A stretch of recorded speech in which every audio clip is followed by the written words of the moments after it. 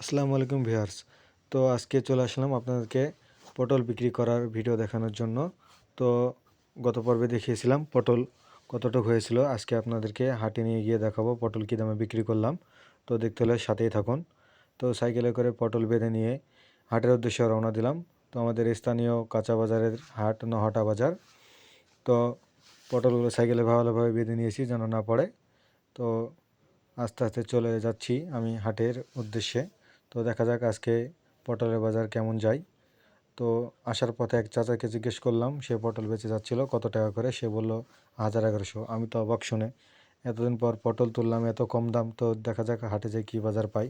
তো অবশেষে চলে আসলাম বাজারে। এখন দেখি কী দামে পটল বিক্রি করতে পারি।